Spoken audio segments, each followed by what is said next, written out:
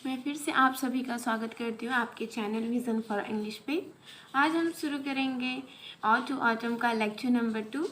जिन्होंने lecture number 1 अभी तक नहीं देखा है, आई रिक्वेस्ट कि वो प्लेलिस्ट में जाकर लेक्चर नंबर 1 देख लें।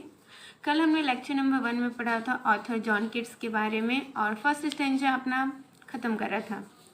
आइए हम लोग थोड़ा रिवाइज कर ले पहले, फिर लेक्चर 2 स्टार्ट करेंगे। तो कल हमने पढ़ा था कि और टू ऑटम जॉन किट्स के थ्रू लिखा गया है। जो हमारे ऑथर है पोएट के, उनका जन्म 1795 में हुआ था और उनकी मृत्यु 1821 में हुआ था। One of the greatest poet of English romantic poets, हमारे जो ऑथर थे वो one of the greatest poets थे इंग्लिश रोमांटिक पोएट्स में। बहुत ज़्यादा वो बहुत फेमस थे रोमांटिक पोएम्स लिखने के लिए। He was born at Moorfields London. उनका जो जन्म हुआ था वो लंदन में हुआ था। मूनफील्ड एक गांव है, उसमें हुआ था उनका जन्म। वो क्लर्क स्कूल एट इनफील्ड में पढ़ते थे। वो क्रिकेट और बॉक्सिंग में बहुत ज़्यादा इंटरेस्टेड थे, बहुत ज़्यादा ही उनको ये सब चीज़ अच्छी लगती थी। उनका हॉबी था क्रिकेट और बॉक्सिंग। उन्होंने बहुत सारी पोएम लिखी थी, बहुत ज़्यादा ही पोएम लिखे हुए थे, बहुत ज़्यादा फेमस हुए थे। उनकी जो मृत्यु हुई थी वो ट्यूबरक्लोसिस की वजह से हुई थी। 1821 में ट्यूबरक्लोसिस हो गया था उनको, जिसकी वजह से उनकी मृत्यु हो गई। और उनका उस समय 1821 में उनका एज 26 था, तो उनकी मृत्यु 26 एज में ही हो गई थी। Within his short span of life he was able to achieve greatness. वो बहुत छोटे समय तक जिए थे, जैसे कि उनकी मृत्यु 26 ईयर में ही हो गई थी। 26 साल में थे तो उनकी मृत्यु हो गई थी। तो उनका जीवन काल सिर्फ 26 साल का ही था। तो 26 साल के अंदर ही उन्होंने बहुत कुछ अचीव कर लिया था, बहुत ज़्यादा ही फेमस हो गए थे। और वो जो his poem is letter and bathe their beauty and reflect awareness of the pains and suffering of उनका जो पोएम था वो ब्यूटी को रिफ्लेक्ट करता था। वो जो भी पोएम लिखते थे वो पोएम एक अवेयरनेस क्रिएट करता था उनका। अब वो हमेशा इंसान के लाइफ के बारे में लिखते थे कि इंसान के लाइफ में क्या पेन है, क्या सफ़र करता है इंसान अपने लाइफ में।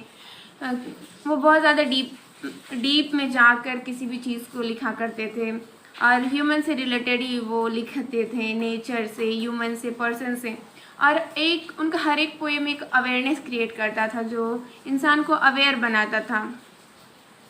तो उसी सारे पोएम्स में से भी एक है और टू ऑटम, जो बहुत ज़्यादा ही फेमस है, बहुत ज़्यादा ही जो हम अब पढ़ेंगे आगे। और उनका जो पोएम होता था वो पढ़ के इंसान के मन में एक अलग सा पिक्चर क्रिएट हो जाता था। लगता था कि इंसान ही ये चीज़ फील कर रहा है, जो पर्सन है वो एक्चुअली में ये सब देख रहे हैं। वो ऐसा पोएम लिखते थे, एकदम डीप में जाके लिखते थे। और उनका पोएम जो था प्रिंसिपल ऑफ ब्यूटी, नेचर का ब्यूटी एक्सप्रेस करता था। ये थे हमारे पोएट के डिस्क्रिप्शंस, हमारे ऑथर के बारे में। देख लेते हैं अपना पोएम का थीम क्या है, हमारे कवि इस पोएम में कहना क्या चाहते हैं। तो आइए देखते हैं। In this poem John Keats describe the 3 stages of autumn. तो जो हमारे पोएट हैं इस पोएम में 3 स्टेंजा ऑटम का डिस्क्राइब किए हैं। जो 3 स्टेजेस होता है, क्या स्टेज होता है ऑटम का, जो ये ऑटम सीजन है उसका 3 स्टेज क्या है। तो 3 स्टेज को डिस्क्राइब किए हैं इसमें। मैचुरेशन ऑफ क्रॉप, पहला स्टेज जो है मैचुरेशन ऑफ क्रॉप, कि जो अनाज है, जो बीज है, जो क्रॉप है हमारे, वो कैसे मैच्योर होते हैं, कि मैच्योर कैसे होते हैं। पहला स्टेज मैचुरेशन ऑफ क्रॉप है।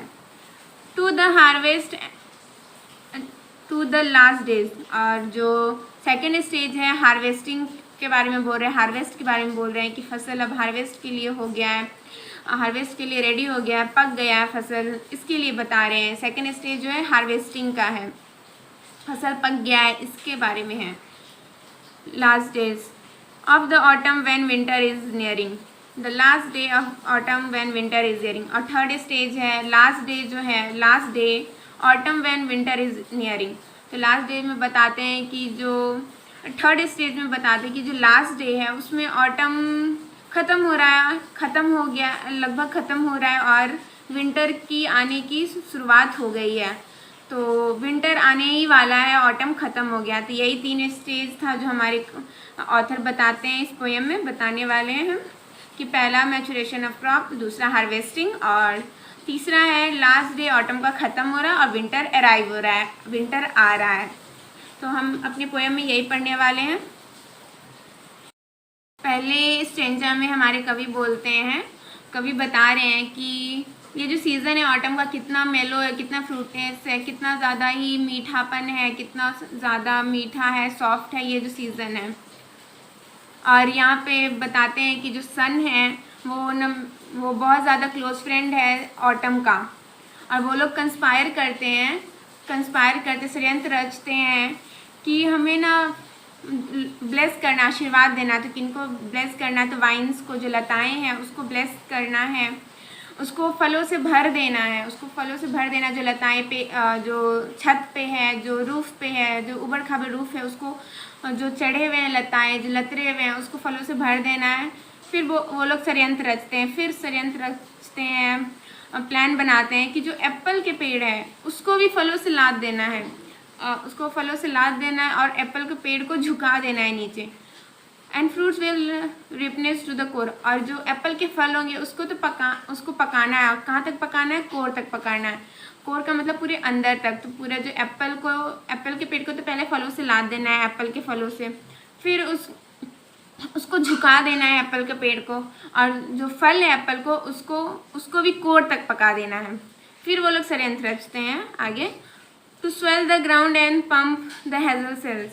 तो फिर षड्यंत्र रचते हैं कि हमें जो पंपकिन है, तो कद्दुआ है, जो लौकी है, उसको भी बड़ा कर देना है, उसके जो सेल्स है उसको भी बड़ा कर देना है। With the sweet kernel and set budding more, उसको भी बड़ा कर देना है कद्दुआ ये सबको, और जो अखरोट है उसको भी मोटा कर देना है। With sweet kernel and set budding more, और जो वो लोग षड्यंत्र तो रच लेते कि जो फल वाले पेड़ है उसको तो फलों से लाद देना है, बट जो फूलों वाले पेड़ है उस पर भी कलियाँ ला देना है, और जब कलियाँ आ जाएंगी तो उस पर भी बहुत सारे फूल हो जाएंगे। तो यहाँ पे वो लोग फिर षड्यंत्र रच रहे हैं कि फलों वालों का तो हो गया, फल से लादना है, अब फूल वाले पेड़ को भी कली से भर देना है ताकि फूल हो जाए। And still more later flower for the bees, और इतना फूलों से लाद देना है कि जो मधुमक्खियाँ हैं वो आएंगी और आके क्या करेंगे, देखिए क्या करती है वो। Until the think worms they will never cheese for summers or brim their clammy cells। तो यहाँ पे जब पेड़ फूलों वाली फूल से लग जाएगी तो मधुमक्खियाँ आएगी, और जो मधुमक्खियाँ आएंगी वो रस चूसेंगी फूल का, और इतना रस चूसेंगी कि उनका जो सेल्स होगा वो बहुत ज़्यादा क्लैम्बी हो जाएगा, बहुत ज़्यादा भर जाएगा। और वो मधुमक्खियाँ सोचेंगी कि ये जो समर का जो गर्मी का जो समर का जो डेज है वो क्या ख़त्म नहीं होगा, और इतना ज़्यादा सेल भर जाएगा कि उसका रस, जो मधुमक्खी का जो छत्ता है उसके रस, उस छत्ते से रस टपकने लगेगा। तो इसलिए वो सोचेंगे क्या ये कभी ख़त्म नहीं होगा। फर्स्ट स्टेंजा में हमारे कवि इतना ही बताते हैं। तो यहाँ तक हमने कल पढ़ा था। आज आई विश कि इतना आपको मेरी पूरा समझ में आ गया होगा। आज हम स्टार्ट करते अपना second stanza. Who had not scene offend एमिड they store. तो यहाँ ये जो सेकंड स्टेंजा है, कवि ऑटम को एक औरत की तरह दिखाए हैं। कवि यहाँ ऑटम को कंपेयर किए हैं एक औरत की तरह। आइए देखते हैं ऑटम को कवि ने औरत की तरह क्यों दिखाया है, एक वुमन की तरह, एक लेडी की तरह क्यों बताया है, कैसे कंपेयर किए हैं यहाँ पे। Who had not seen thee oft amid their store. तो यहाँ हैड, तो ये जो वर्ड है ये ओल्ड इंग्लिश का वर्ड है। अभी का हैड का मतलब होगा हैज़, दे का मतलब होगा यू, और यहाँ दे का मतलब होगा योर। दे का मतलब तुम होगा, दे का मतलब योर, तुम्हारा। तो ये ओल्ड इंग्लिश वर्ड है। जैसे कि मैं बताई कि ये जो कवि थे बहुत पुराने काल के कवि थे, तो ये ओल्ड इंग्लिश ज़्यादा पसंद करते थे और इसी वर्ड में लिखा करते थे।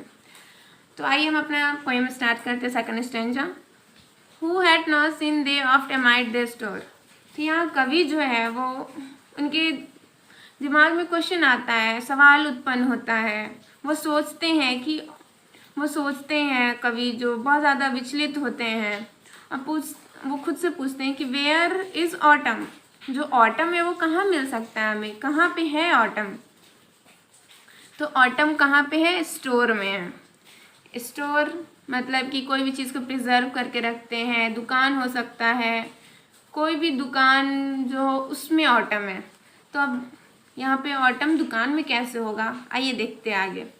Sometime whoever seeks abroad may find, और कभी कहते हैं कि कभी कभी ये अब्रॉड में भी मिल जाएगा, विदेश में भी मिल जाएगा, कंट्री साइड में भी मिल जाएगा। तो कवि यहाँ पे बता रहे हैं कि ये जो स्टेंजा है इसको औरत की तरह देखते हैं।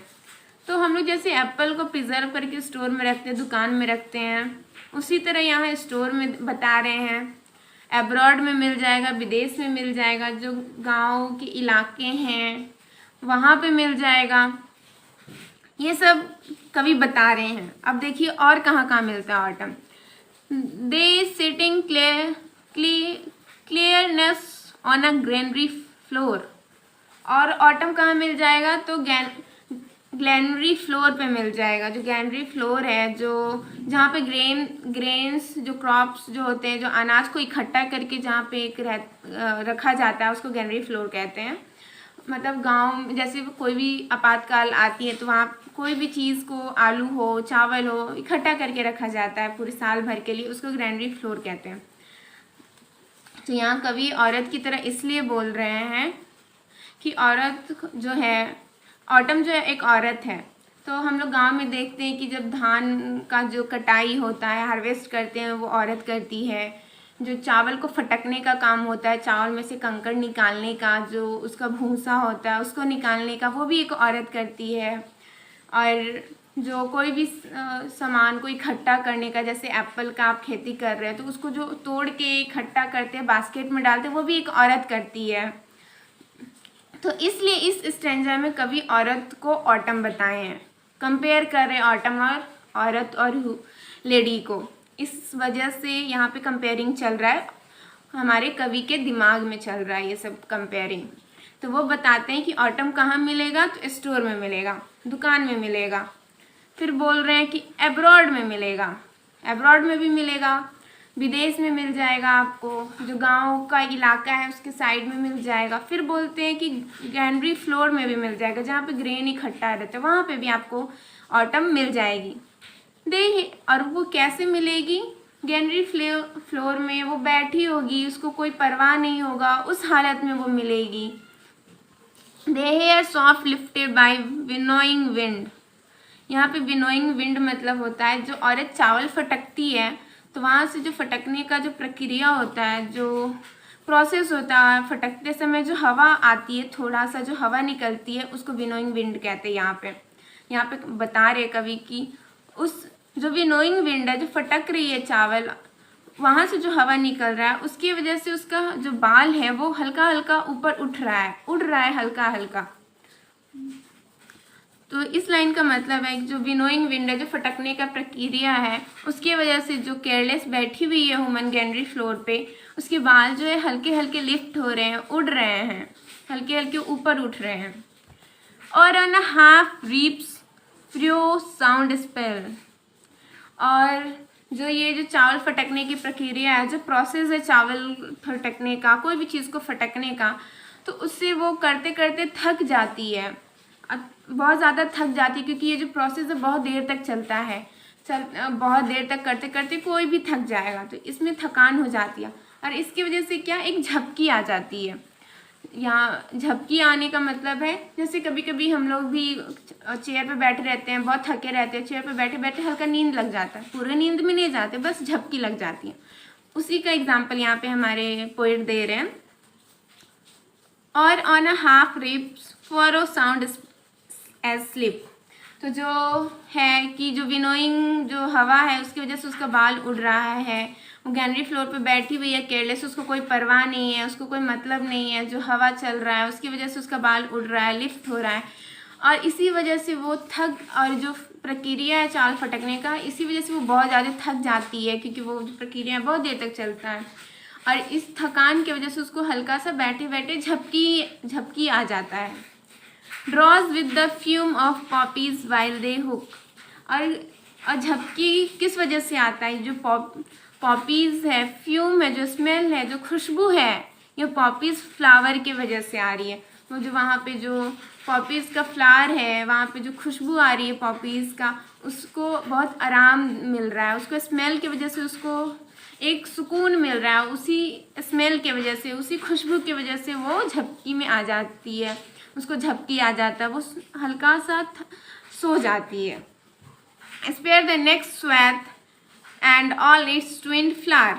यहाँ स्वेथ का मतलब होता है कि कोई भी फूल का खेती हो, कहीं भी फूलों का खेती हो, बागान हो जहाँ खेती किया जाता हो कमर्शियल के लिए, बेचने के लिए जो खेती किया जाता है, जो खेत होता है फूलों का, एक तरीके के फूलों का, उसको स्वेथ बोलते हैं। Spare the next swath and all its twin flower.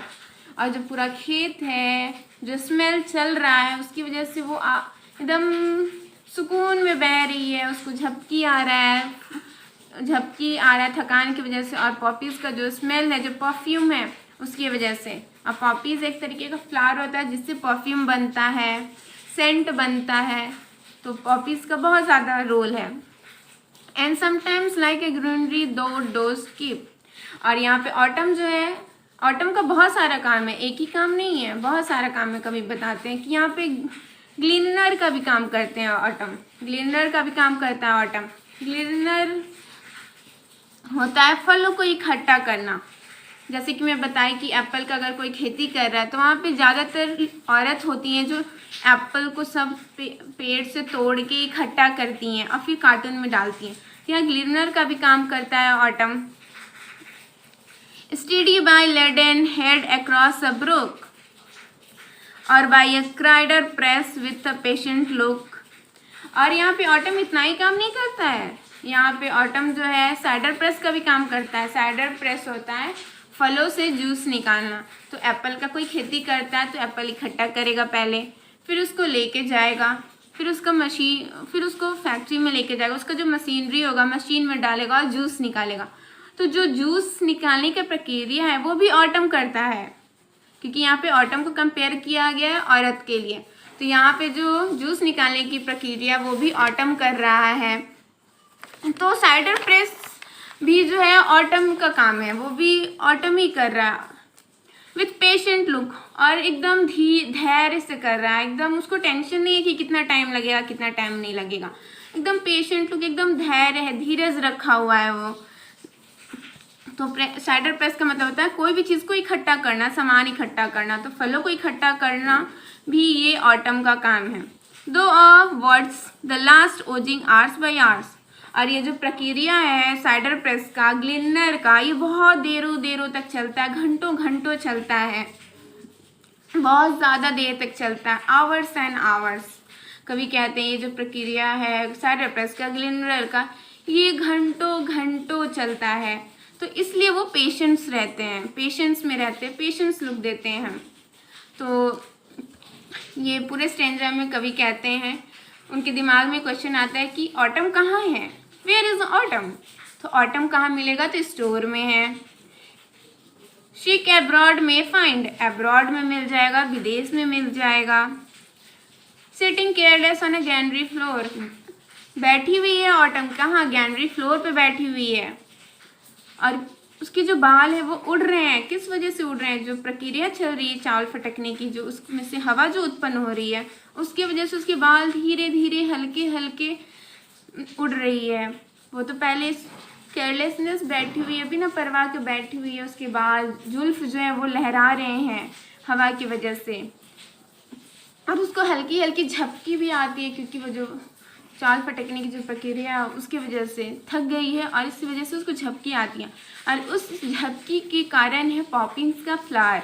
जो पॉपीज़ का फ्लावर है उसकी इतनी खुशबू इतनी अच्छी है, उसकी स्मेल जो इतनी प्यारी है कि उसको नींद आ रहा है, वो एकदम नशा में चली गई है। और यहाँ पे स्वाद जो होता है, और यहाँ खेत है, एक दो फ्लावर नहीं है, खेतों है, मीलों मील तक ये फ्लावर है, फ्लावर लगा हुआ है, इसकी खेती हो रही है। और यहाँ पे कभी बोलते हैं कि ऑटम का काम बस इतना ही नहीं है, ऑटम इतना ही नहीं काम करता, बहुत सारे काम करते हैं। तो ग्लेनर का काम करते हैं, फलों को इकट्ठा करने का काम करता है ऑटम। फिर यहाँ पे बोलते हैं साइडर प्रेस का काम है, साइडर प्रेस का काम करता है ऑटम, जूस बनाने का काम करता है ऑटम, और हड़बड़ हड़बड़ में नहीं करता, पेशेंस लुक के साथ करता है, धीरज के साथ, धैर्य के साथ करता है, क्योंकि ये जो काम है वो घंटों घंटों चलता है, आवर बाई आवर, घंटों घंटों तक चलता है। अब इसकी समझ आया हो आपको ये स्टैंजा। अब हम आते हैं अपने लास्ट स्टैंजा पे। आइए देखते हैं हमारे कवि क्या कहते हैं। Where are the songs of spring, ay where are they. तो कवि के मन में यहाँ पे क्वेश्चन आता है, वो खुद से क्वेश्चन करते हैं कि स्प्रिंग का जो सॉन्ग्स है कहाँ पे है। Where are the songs of spring, spring का सॉन्ग कहाँ है। वेयर आर दे, वो कहाँ पे है। तो यहाँ कवि कहते हैं कि स्प्रिंग एक ऐसा सीज़न है जहाँ पे स्प्रिंग के पास अपना म्यूज़िक है, अपना खुद का गीत है, अपना खुद का गाना है। तो यहाँ कवि कहते हैं कि स्प्रिंग के पास है तो है, ऑटम के पास भी अपना गीत है, ऑटम के पास भी खुद का अपना गाना है, खुद का म्यूज़िक है। यहाँ जो ऑथर है, जो पोएट है, वो कंपेयर कर रहे हैं अब ऑटम को और स्प्रिंग को, स्प्रिंग सीजन और ऑटम सीजन को कंपेयर कर रहे हैं। तो कहते हैं, यहाँ पे क्वेश्चन आता है कि स्प्रिंग के पास तो अपना म्यूज़िक है, कहाँ पे है। तो ये बोलते हैं कि ऑटम के पास भी अपना म्यूज़िक है, कंपेयर कर रहे हैं अब यहाँ पे। थिंक नॉट ऑफ देम दो हैज़ दे म्यूज़िक टू। तो वो बोलते हैं ये सब मत सोचो, ये सब मत सोचो, थिंक मत सोचो, they has their music too. Autumn के पास भी अपना म्यूज़िक है, स्प्रिंग के पास भी अपना म्यूज़िक है, ऑटम के पास कुछ ज़्यादा ही म्यूज़िक है, अपना बेस्ट वाला म्यूज़िक है, अपना गीत है। While bread clouds bloom the softly dying days, dying days का मतलब होता है जो दिन ढलता है, जो सेट होता है, जो सूरज सेट होते जाता है, जो शाम में जो सूरज ढलता है उसको बोलते हैं डाइंग डेज। जो सूरज ढलते ढलते जो शाम का समय होता है और रात में चले जाता है उसको डाइंग डेज बोलते हैं। तो यहाँ पे बोल रहे हैं while barred clouds bloom the soft dying days. तो कवि कहते हैं ऐसा लगता है कि क्लाउड जो है बैरेड है, बैरेड है, बहुत जो क्लाउड है, जो बादल है वो एकदम बैरेड है। डे जो है सेट हो रहा है, वो ढल रहा है, दिन जो है वो ढल रहा है, सूरज अस्त हो रहा है, सूरज जो है वो डूब रहा है, अस्त हो रहा है। और जो ब्लूमिंग जो प्रक्रिया, जो ब्लूम का प्रक्रिया है, जो प्रोसेस है, ब्लूमिंग का जो प्रोसेस है, and touch the stubble plains and rosy hue. जो ब्लूमिंग का प्रक्रिया है, जो प्रोसेस है, वो जो रोजी है, रोजी यू है, जो गुलाबी रंग है, यू का मतलब होता है यहाँ रंग, जो गुलाबी रंग है, जो लग रहा है कवि को कि जो क्लाउड है वो बैरेड हो रहा है, दिन जो है अस्त हो रहा है, सूरज अस्त हो रहा है, सूरज डूब रहा है, दिन सेट हो रहा है। और जो ब्लूमिंग का प्रक्रिया है वो गुलाबी रंग जो है वो प्लेन को जो मैदान को अब छूने ही वाला है, टच करने वाला है, छू रहा है, छू रही है। कवि कह रहा है, यहाँ पे कवि कहते हैं कि स्प्रिंग के पास जो सॉन्ग है, तो ये इनके दिमाग में आता है कि नहीं ऑटम के पास भी खुद का सॉन्ग है। यहाँ कंपेयर करते हैं कवि, तो वो बोलते ये सब मत सोचो, दोनों के पास अपना सॉन्ग है, अपना म्यूजिक है, अपना गीत है। तो कवि अब कंपेयर करते हुए कहते हैं कि while a barred cloud bloom and the soft dying dies and the touch the stable plants and rosy hue। तो वहाँ बोलते कि ऐसा लग रहा है कि जो बादल है, जो क्लाउड है वो बैरेड हो गया है, जो डे है वो सेट हो रहा है, सूर्य अस्त हो रहा है, सूरज डूब रहा है, और जो ब्लूमिंग की प्रक्रिया है, जो प्रोसेस है, वो गुलाबी रंग जो है वो प्लेन को, जो मैदान है उसको अब टच कर रहा है, उसको छू रहा है, छू रहा है। तब वो समय होता है जब वो समय जो होता है बहुत प्यारा लगता है, वो जो जब समय होता है बहुत ही सुहाना लगता है, वो जो नज़ारा होता है। अब आगे देखते क्या कहते हैं। Then a वेलफुल चॉयर the small गैंड्स मॉन्ड among the river Sole bond allot. तो अब कह रहे हैं कवि, तो वो समय जब होता है, वो छोटे छोटे गैंड्स जो होते हैं, जो छोटे छोटे गैंड्स होते हैं, जो छोटे छोटे कीड़े मकोड़े होते हैं, जो कीड़े मकोड़े के टाइप के होते हैं, जो इंसेक्ट होते हैं, जो इंसेक्ट होते हैं, जो जो कीड़े होते हैं, तो उस समय वो अपना शोर मचाते हैं, अपना शोर मचाना शुरू करते हैं। जो शाम का समय होता है, जो सूरज ढलता है, तो उस समय जो छोटे छोटे जो कीड़े होते हैं जो उड़ने लगते हैं, एक अलग सा साउंड करते हैं, वो लोग क्रिएट करते हैं, शोर मचाते हैं, जो कीड़े मकोड़े होते हैं, वो ऑटम का गीत है। वो जो सॉन्ग, जो वो शोर मचाना, जो गीत निकल के आती है वो कीड़े मकोड़े से, वो है एक ऑटम का गीत, वो ऑटम का सॉन्ग है। और कवि कहते हैं among the river solo and born a lot. तो यहाँ कवि कहते हैं कि जो वेलफुल है, वेलफुल जो है यहाँ पे, वेलफुल का मतलब होता है सैडनेस। मॉर्न का भी मतलब होता है सैडनेस, मतलब कि बहुत ज़्यादा सैडनेस है, शोककुल है, शोककुल लगता है, बहुत ज़्यादा उदासी लगता है उस समय, कि कोई शोक पड़ा हुआ है, आसपास कोई शोक पड़ा हुआ है, शोक जैसा वातावरण बना हुआ है, लगता है कि कोई बहुत ज़्यादा ही सैड है उस समय जब ये कीड़े मकोड़े चहचहाते हैं, जो शोर मचाते हैं। वो साउंड तो ऑटम का है, लेकिन उस समय ऐसा लगता है कि सैडनेस है, शोक पड़ा हुआ है आसपास। Among the river shallow born a lot. और रिवर शैलो जो है, जो नदी का किनारा है, उसके जो किनारे पीले रंग का जो पाया जाता है पत्तियाँ, वहाँ पे कीड़े मकोड़े कुछ ज़्यादा ही शोर मचाते हैं। तो वहाँ पे लगता है कि कितना वीरान जगह है, कितना ज़्यादा कितना ज़्यादा ही सैडनेस भरा हुआ है। यहाँ पर केवल गैंड्स का ही नहीं है सॉन्ग, यहाँ पे बहुत सारी चीज़ का सॉन्ग है, बहुत ज़्यादा ही चीज़ को बता रहे हैं कि ऑटम के पास बहुत ज़्यादा तरीके का सॉन्ग है, गैंड्स ही नहीं है। आगे देखते हैं क्या क्या बताते हैं कवि हमारे। Or sings as light wind lives or dies and full grown lambs loud bleat from hilly बॉन्ड। तो यहाँ कवि कहते हैं सिर्फ गैंड्स का ही शोर नहीं है, कीड़े मकोड़े का ही गीत नहीं है, और रिवर का ही वो सैडनेस नहीं है, अपना गीत नहीं है।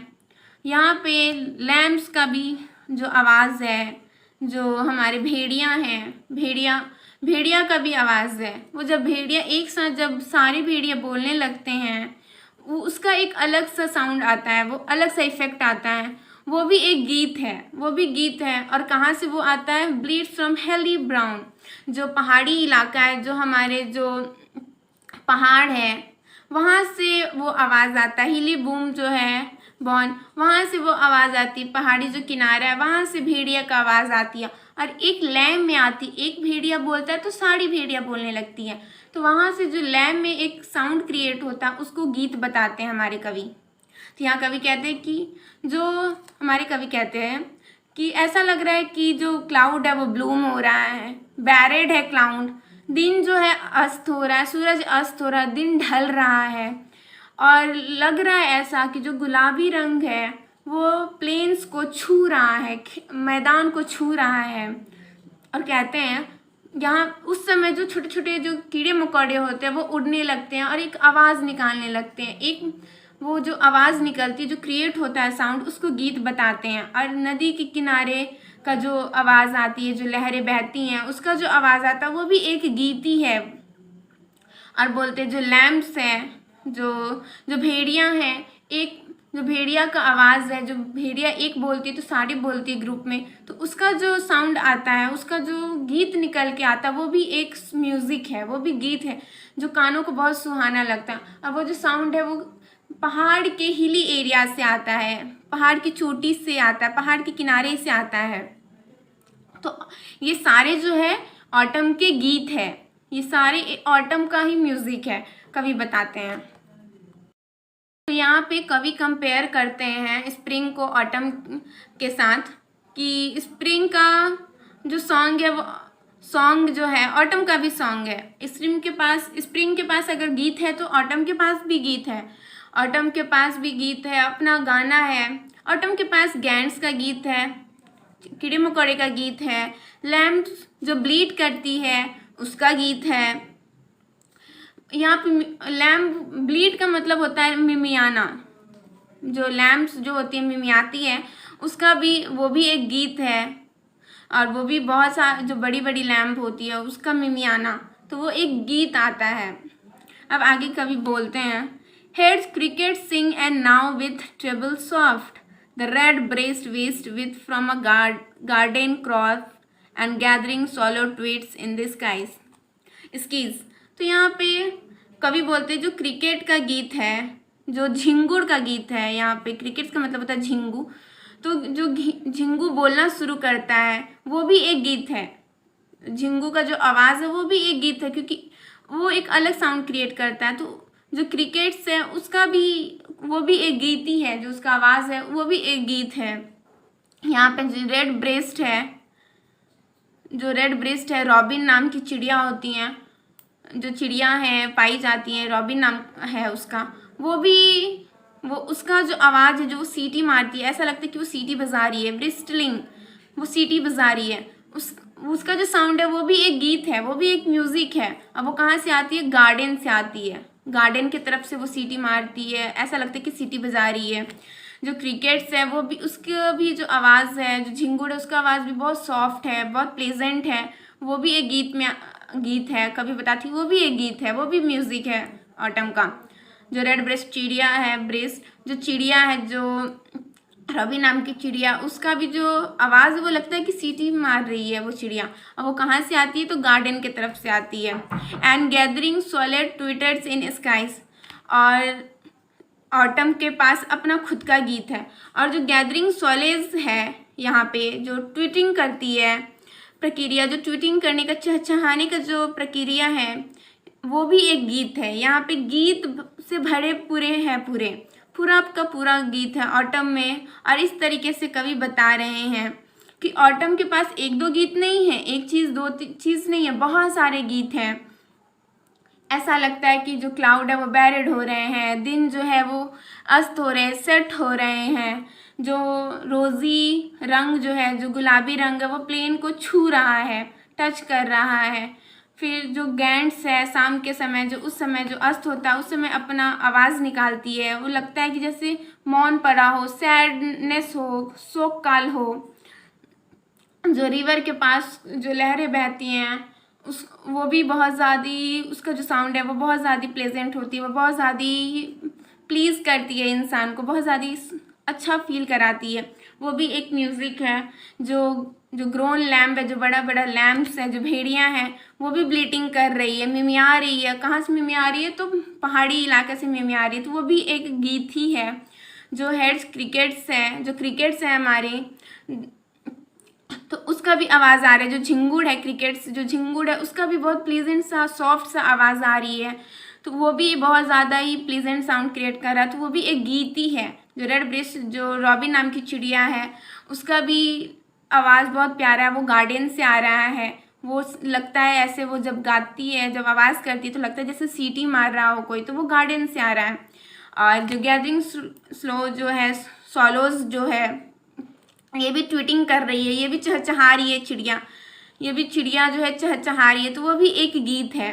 और इस तरह कवि बताते हैं कि ऑटम में बहुत सारे गीत हैं, बहुत तरीके के गीत हैं, बहुत ज़्यादा ही गीत है उसके पास।